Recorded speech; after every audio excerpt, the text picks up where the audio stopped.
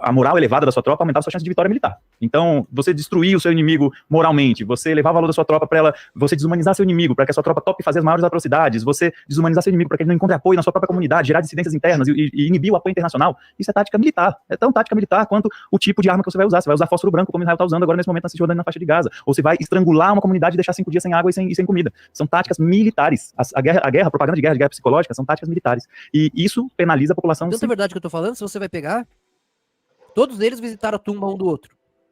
Pode ver. Eles sempre sabem, né? Nossa. Hã? Quando eu cheguei na escola, eu ressaltei muito isso aí, mestre. É. Tá até gravado. Eu não sei como é que não cai, acho que não cai. Eu não posso nem ficar falando isso, porque eles vão olhar, né? Não deixa ela que cair aqui até também, hoje né? no canal. Sim. Viu majoritariamente. Então, quando a gente fala da propaganda de guerra, Israel é o país na história moderna da humanidade, o país que mais se especializou nisso. Porque existe um instrumento que a gente chama do lobby sionista. O lobby sionista, ele tem uma capacidade de penetração da sociedade que é imensa. E, felizmente, eu me amparo aqui em várias organizações, como o Independent Jewish Voices, ou o Jewish Voices for Peace, e várias outras organizações, porque o povo judeu, felizmente, é muito melhor do que o sionismo. O povo judeu quer viver em paz, e merece viver em paz, merece ter muito importante, mano, que é um tiro no pé, na minha opinião, que o judeu dá aí, ó. Fica olhando. Ele tá separando o sionismo do judaísmo. Aí o outro vai lá e dá o tiro no pé. E o povo judeu, eu acredito que em sua maioria, principalmente os que estão na diáspora, não concordam com o processo de colonização e apartheid, não concordam com o genocídio, não concordam com a limpeza étnica. É um povo que sabe muito bem os males que isso causa para si, para quem vem depois, e sabe os horrores que sofreu no Holocausto por ideologias racistas, supremacistas parecidas. Então, é importante a gente dizer isso, assim, as organizações do povo judeu, que são anti-sionistas, assim como é anti-sionista uma das pessoas mais brilhantes vivas no mundo hoje, que é Noam Chomsky, assim como outras pessoas como Judith Butler e várias outras pessoas, são antisionistas por uma questão de princípios, porque não querem compactuar com uma ideologia racista. E aí, felizmente, eu não estou citando a mim, porque o Thiago, sinceramente, não importa. Assim. Eu sou só uma pessoa que estou falando aqui, mas eu preferia que estivesse falando aqui a FEPAL, preferia que estivesse falando aqui a Juventude de Sanaúde, preferia que estivesse falando aqui a Hayat Omar, que é uma referência da luta palestina e inspira tanta gente. Eu estou aqui falando por uma coincidência histórica desse momento, e eu tenho certeza que cada vez mais as pessoas vão entendendo o valor que o próprio povo originário tem de falar suas vozes, de ouvir suas histórias. Então, nesse sentido, é importante a gente separar. E aí, a desculpa perfeita que Israel encontrou no Hamas, de falar que está lutando contra o terrorismo, que é uma desculpa muito semelhante à que os Estados Unidos utiliza desde 2001, sem parar, e por isso promoveu uma série de invasões, é uma construção ideológica. E essa construção ideológica é característica de impérios. A gente está falando de Estados Unidos, ele está completando 200 anos da doutrina Monroe. 200 anos em que esse país, na ideologia dominante, nunca atacou ninguém, nunca fez mal a ninguém, nunca invadiu outros territórios, nunca bombardeou outros territórios. Todas as ações que os Estados Unidos fizeram, segundo a narrativa deles, a construção ideológica deles, foram em autodefesa. E assim como todos os impérios da sua época, porque quando eles têm o domínio dos instrumentos ideológicos dos estados nacionais, principalmente, eles constroem essa narrativa. Israel conseguiu, e eu falo que o lobby israelense é muito eficaz, porque ele conseguiu construir para o mundo ocidental a narrativa de que é um estado indefeso. E quando a gente olha os mapas e fala, poxa, mas então o povo palestino não aceitou essas propostas, mas poxa, as pessoas estão falando, por exemplo, da situação migratória, né? O povo palestino, nossa, como é que o povo palestino se incomodou com pessoas sendo subsidiadas pela alta burguesia europeia, pela pessoa mais rica no mundo naquela época, Barão de Rothschild, olha isso, galera, vocês estão ouvindo isso, velho? No pleno Vilela, isso aqui pra nós há uns anos atrás, isso aqui é impossível, ó. Vou voltar esse final. Ó. A gente está falando de Estados Unidos, ele está completando 200 anos da doutrina Monroe. 200 anos em que esse país, na ideologia dominante, nunca atacou ninguém, nunca fez mal a ninguém, nunca invadiu outros territórios, nunca bombardeou outros territórios. Todas as ações que os Estados Unidos fizeram, segundo a narrativa deles, a construção ideológica deles, foram em autodefesa. E assim como todos os impérios da sua época, porque quando eles têm o domínio dos instrumentos ideológicos dos estados nacionais, principalmente, eles constroem essa narrativa. Midiáticos, eles falam a verdade de quem ganha. Israel conseguiu, e eu falo que o lobby israelense é muito eficaz, porque ele conseguiu construir... Essa parte é a principal, velho.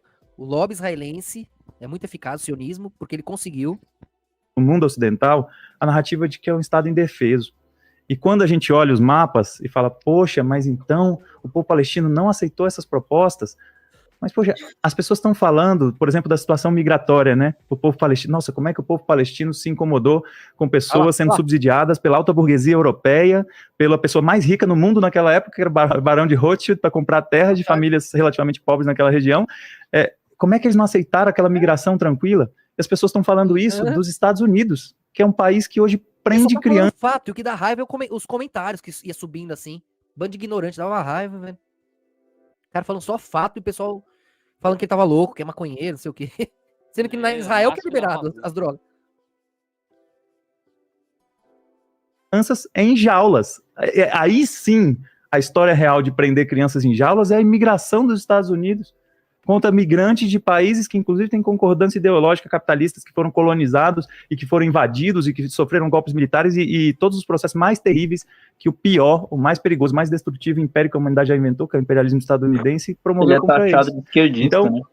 se os Estados Unidos reagem assim com a migração, se a União Europeia deixa migrantes morrerem no mar Mediterrâneo, tem caso de afundar barcos de imigrantes, tem caso de fazer todo tipo de sabotagem e manter essas pessoas confinadas em locais de profunda violação em zonas fronteiriças, quem são esses países para falar de um povo originário que não estava recebendo bem uma imigração que não era uma imigração de gente, estou chegando aqui, como já tinham 3% de judeus aqui nessa terra, então eu quero imigrar.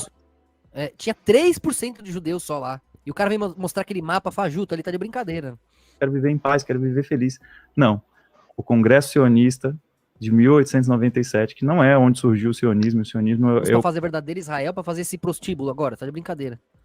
Considero que surgiu um lar para um povo judeu, uma terra sem povo para o povo sem terra. Isso tudo me parece muito legítimo e até bonito. Só que a partir de 1897 ele adquire um caráter colonial. E a partir do momento que ele começa a se estabelecer naquela região, ele se ancora no racismo, na xenofobia e na islamofobia. E isso vai tornando a vida insustentável naquele país. Então, nenhum país do mundo aceitaria aquele tipo de migração forçada a partir de uma conquista econômica, de uma tomada econômica de países que acumularam aquela riqueza, um barão de Rothschild que acumulou aquela riqueza, mantendo o mundo, o sul global, como todo colonizado. Porque o Império Britânico enriqueceu às custas das suas colônias. Então é importante a gente dizer isso. Eles estavam usando a riqueza deles, obtida a partir da exploração de todo o sul global, para comprar mais terras e dominar economicamente o país que era soberano, que tinha sua moeda. De países cristãos manipulados pelas sombras. Por um povo que nem gosta de cristão e nem de Cristo. Tinha seu hino, tinha sua bandeira, tinha o povo palestino. Então, nenhum país aceitaria isso tranquilamente. Agora, sobre a questão do Hamas. Tem 11 dias, e que as minhas redes, o vídeo lá tem 3 milhões e meio de visualizações, que tá falando coisas que, de novo, não é o Thiago, eu posso ter falado aqui, vou sair da minha boca. Mas as coisas que estão lá são dados verificáveis de organizações de direitos humanos, vem da ONU, vem da Human Rights Watch. Dados verificáveis e ele perdeu as redes mesmo assim. Vem da Amnistia Internacional. E é muito estranho, inclusive, as redes bloquearem meus vídeos, banirem meu TikTok, baseado em dados de organizações de clube. 5 anos depois, olha o delay do mundo. Nossa. Eu achei que ele é um absurdo, que mostra como é a democracia. Um pedação, né? Eu não sei. Tô falando agora. Não, mas ele mandou bem. Ocidental, né? Quando a gente não tá falando o que interessa a eles. Inclusive, postos derrubados também. Exatamente. Então, a gente tá falando de grandes corporações que estão a serviço. O que será que derrubaram dele? Mostrando violência, você foi. É vigente, né? E isso deve levar a gente a considerar a democratização dos meios de comunicação como uma bandeira necessária se a gente quer ter a verdade prevalecendo na sociedade, né? E aí, eu queria chegar nessa parte do terrorismo, porque eu acredito que as pessoas são bem conscientes, bem mais do que eu imaginava, porque o domínio ideológico é tão grande dessa situação, que as pessoas, por muito tempo, acreditaram, como acreditaram nas armas de destruição em massa do Iraque, acreditaram que Israel estava fazendo tudo que fez depois do 7 de outubro, depois da perda inaceitável de civis israelenses, tudo que Israel faria depois era em autodefesa. Tá evidente que não. Tá evidente que não é guerra, muito menos uma guerra contra o Hamas. Seria uma guerra contra o povo palestino, mas não é por conta da disparidade de força, porque de fato é um massacre. A gente tá falando de. Olha quanto estacionou, inclusive, a perda de vidas. É muito ruim tratar como um número, porque a gente tá falando de famílias, né? Mas a perda de vidas de um lado estacionou no dia 7. Subiu 100 pessoas desde o dia 7 até hoje. E do lado do povo palestino, as vidas. Com certeza, não param de, a perda de vidas não para de disparar. A gente tá falando. Ontem eram 724 crianças assassinadas pelos bombardeios israelenses. Hoje, entre essas 500 pessoas bombardeadas no hospital, sem dúvida tem mais. Mas para além das 724 crianças mortas, a gente tá falando de 1 milhão de crianças passando fome, passando sede, sem eletricidade e sem combustível há 5 dias. E que a Organização Mundial da Saúde e a Unicef falaram que podem morrer por desidratação, ou podem morrer por doenças. Tá. Tá de boa, Leandro. Qualquer coisa, valeu. É nóis. Tá, se eu sumir, foi isso. Tá. Também. Dá pra ligar na tomada que você tá aí fora, né? Contagiosas graves. Qualquer coisa dá pra ligar na tomada lá dentro. É que você tá de olho aí nas coisas.